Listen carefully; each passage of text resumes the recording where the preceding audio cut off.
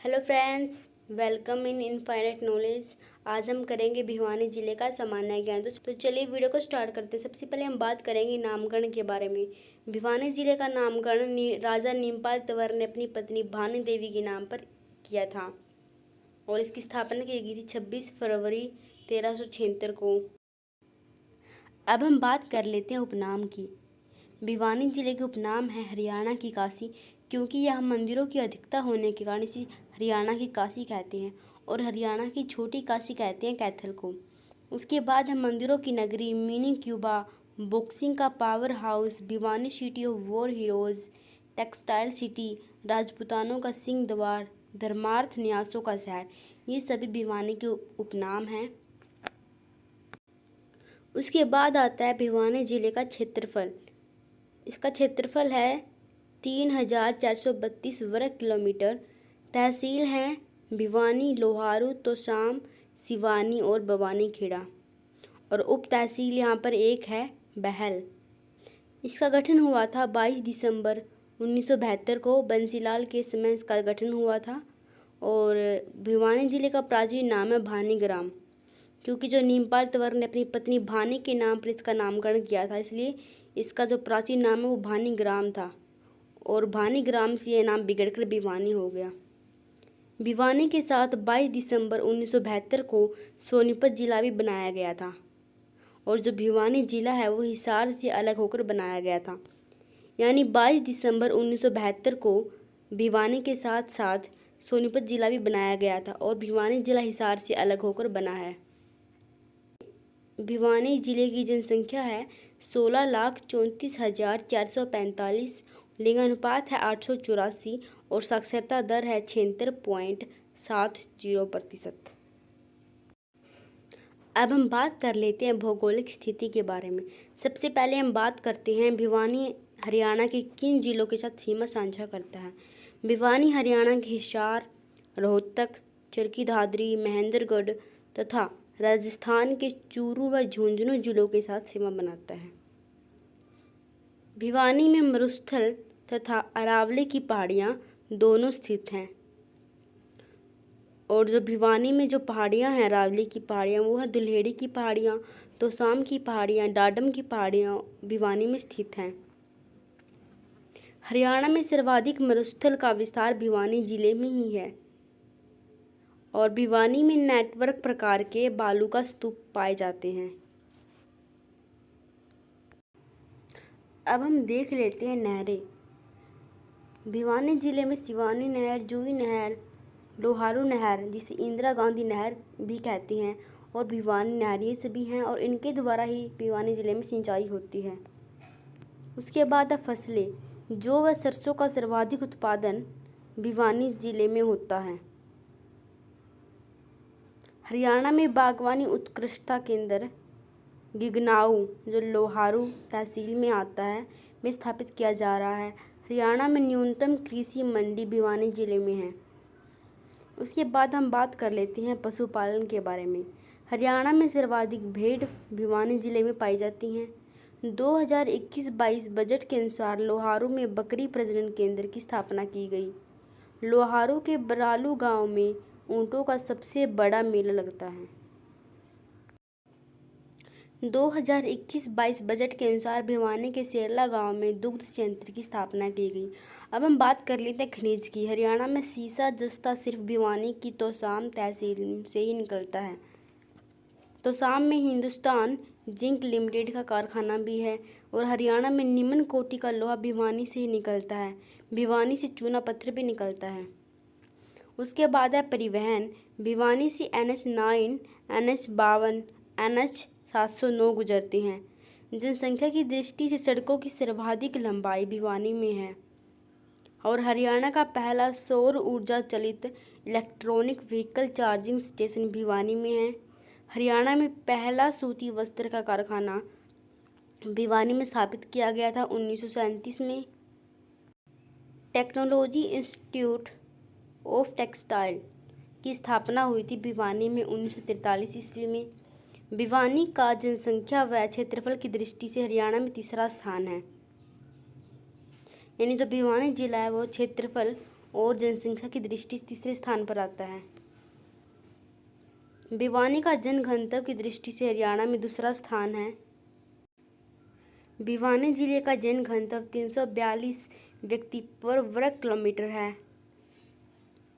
Bhiwani textile mill की स्थापना 1937 में की गई थी। बिरला टेक्सटाइल मिल की स्थापना भिवानी में की गई। चिनार सेटिंग की स्थापना भिवानी में की गई। चौधरी बंसीलाल विश्वविद्यालय की स्थापना भिवानी जिले में 2014 में की गई थी।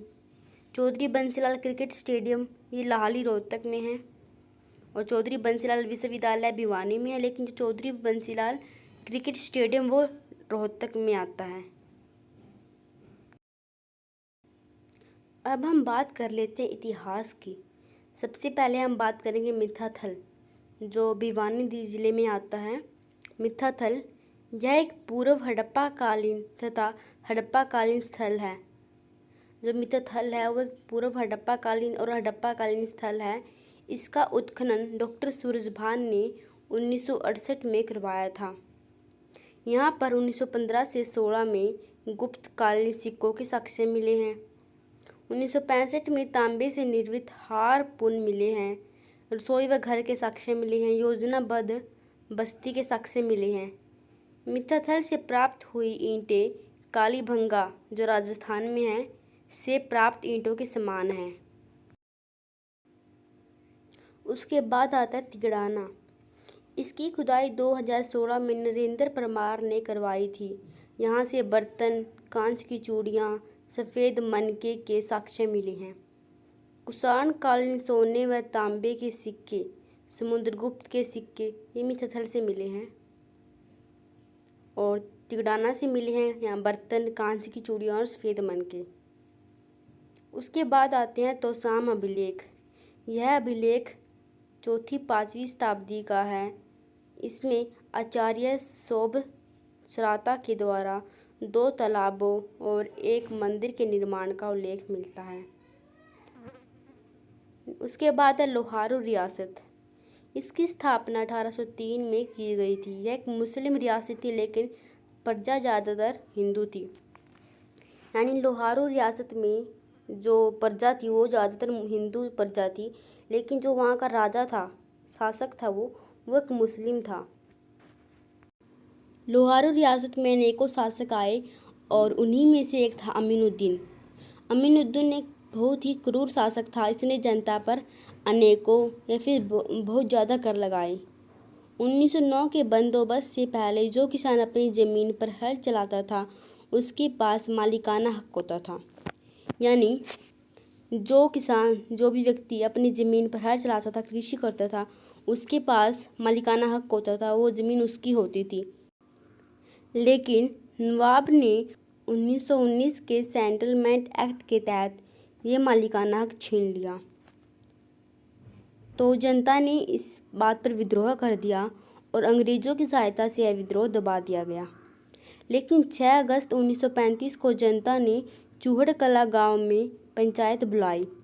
इस बैठक से नवाब नाराज़ हो गया। जो नवाब था अमीनुद्दीन, वो उस बैठक से नाराज़ हो गया और उसने 8 अगस्त को सिंघानी गांव की बैठक में गोलियां चलवा दी, जिसमें 22 लोग मारे गए। 1947 में भारत आज़ाद हो जाता है। तो 1947 में इस रियासत को बीकानेर रियासत में मिला दिया जाता है।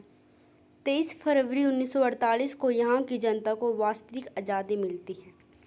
यानी जब भारत आज़ाद होता है तो यह लोहारू रियासत बीकानेर रियासत में इसका विलय हो जाता है और 23 फरवरी 1948 को लोहारू रियासत थी उसको वास्तविक आज़ादी मिलती है। तो ये था भिवानी ज़िले का इतिहास। अब हम बात कर लेते हैं प्रसिद्ध स्थल की। तो सबसे पहले यहाँ पर आता है देवसर माता का मंदिर, भूतों वाला मंदिर, जोगी वाला मंदिर, सितारा स्मारक, गौरी शंकर मंदिर आदि ये सभी प्रसिद्ध स्थल हैं। और उसके बाद किरोड़ीमल मंदिर, इसे गौरी शंकर मंदिर भी कहते हैं।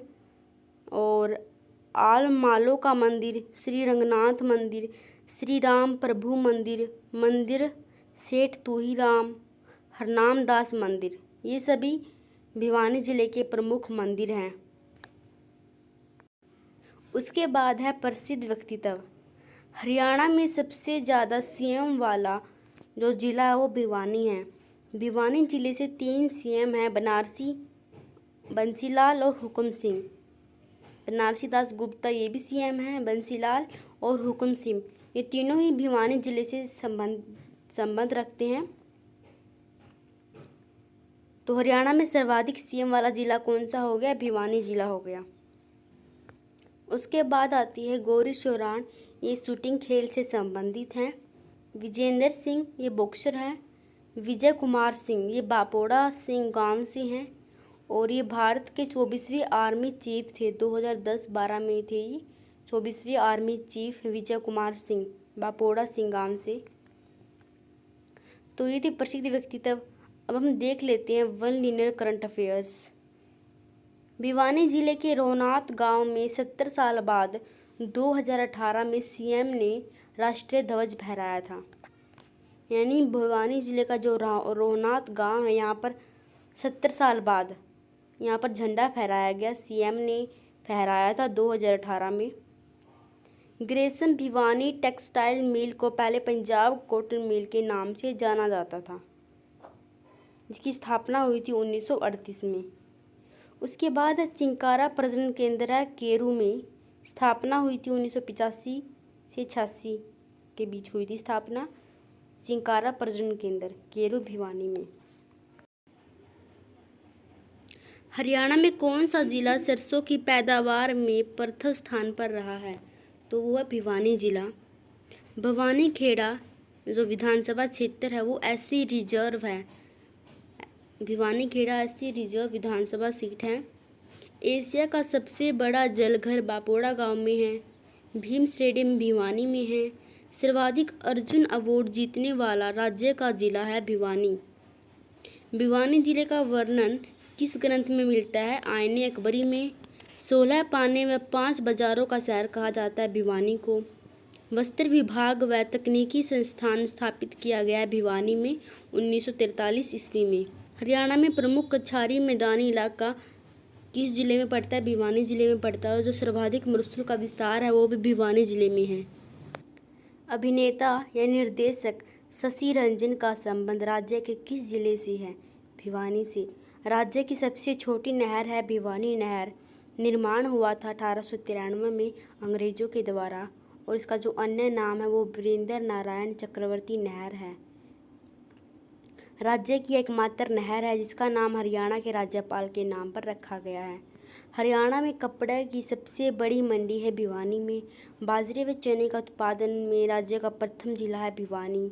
जनरल दीपक कपूर का जन्म हुआ था बडेसरा में। भिवानी चिड़ियाघर की स्थापना हुई थी 1982 में भिवानी में। 7 एकड़ में यह चिड़ियाघर फैला हुआ है। बॉक्सिंग क्लब स्थित है भीम स्टेडियम में। इसके संस्थापक है जगदीश सिंह। 2008 में इसकी स्थापना की गई थी। हरियाणा का प्रथम प्रोफेशनल बॉक्सर है विजेंद्र सिंह। जन्म हुआ था कालूवास में। बॉक्सिंग में ओलंपिक खेलों में कांस्य पदक जीतने वाले प्रथम भारतीय खिलाड़ी थे विजेंद्र सिंह। 2008 में बीजिंग ओलंपिक्स में इन्होंने कांस्य पदक जीता था। हरियाणा में सर्वाधिक सेना प्रमुख किस जिले से? भिवानी से हैं। उसके बाद रंगीसा मस्जिद पंचतीर्थ स्थित है। बाबा मुंगिया धाम ये सभी तोसाम में हैं। तो दोस्तों ये था भिवानी जिले का सामान्य ज्ञान। अगर आपको वीडियो पसंद आया है तो प्लीज़ वीडियो को लाइक करें, चैनल को सब्सक्राइब करें। Thanks for watching.